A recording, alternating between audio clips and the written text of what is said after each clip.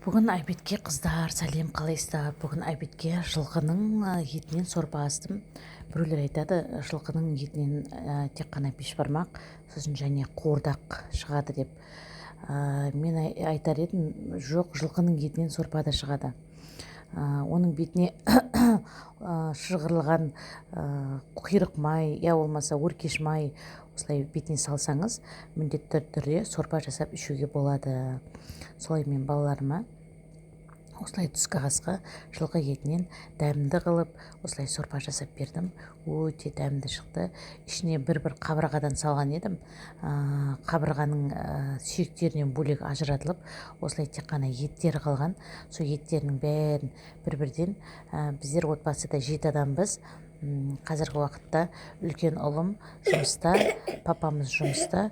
Содан кейін осы өзіммен қалған 4 балама осылай қазіргі уақытта 5 адам болғандықтан осылай 5-еумізге осылай сорпа құйып бастадым.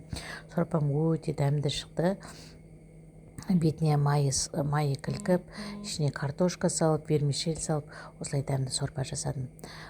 Баршаңызға да кеңес беремін. Осылай қыздарға айтарым, мынау жылқы етінен сорпа шықпайды деп жүрген қыздарға айтарым.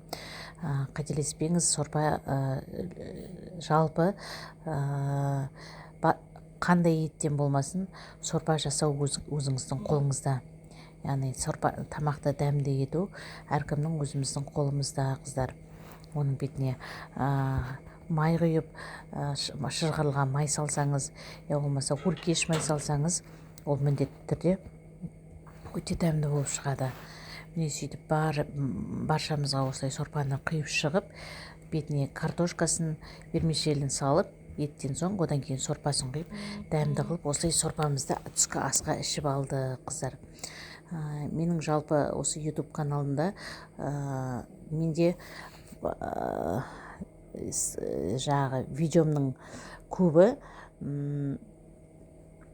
осы балаларымен қызықты күндерімізді түсіреміз, өзіміздің қызықты позитивті видеолар түсіреміз.